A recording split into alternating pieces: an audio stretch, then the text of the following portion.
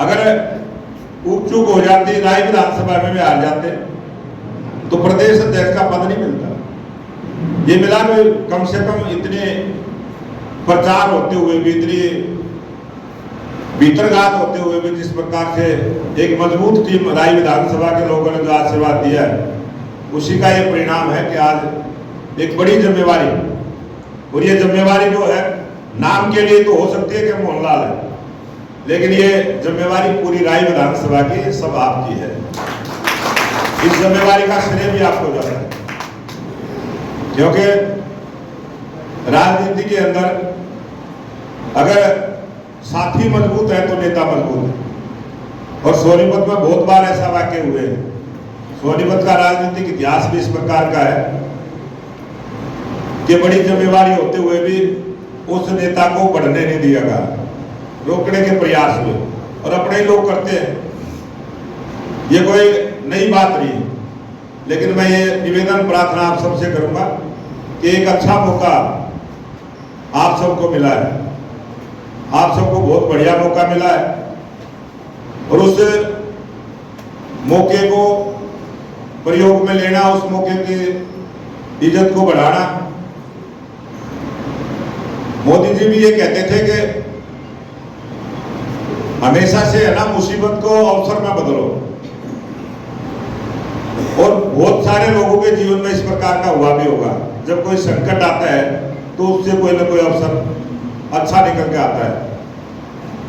और मैं निवेदन आप सबसे करूंगा कि जो राय विधानसभा के कार्यकर्ता है, और जिस प्रकार से अभी सारी चीजें चली, टिकटों का बंटवारा भी चलवा, उसमें जब बात आती थी राय से किसको लड़ाए, बाकी सीटों का भी आता था। बहुत सारे मेरे पास आते थे, मैं ये तो अब अपनी पक्की कर रहे हैं। बहुत सारे टेलीफोन पर बहुत सारी चीजें भी, बहुत सारी बातें भी कहते हैं। सभी का यही निवेदन होता है मेरी पैरवी की जाए।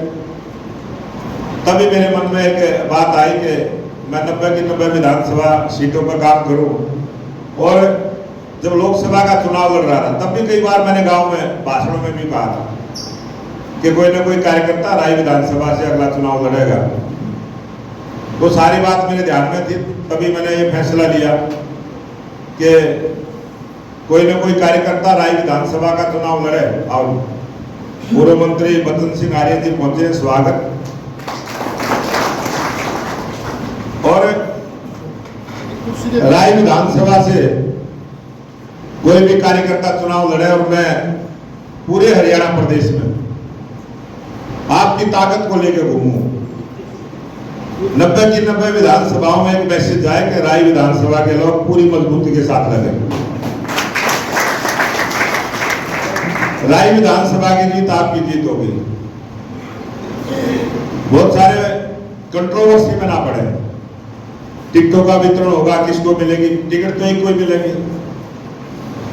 मेरे परिवार से भी किसी को नहीं मिलेगी, मेरे रिश्तेदार को भी नहीं मिलेगी। बहुत सारे भाई बहुत तरह की बातें करते हैं।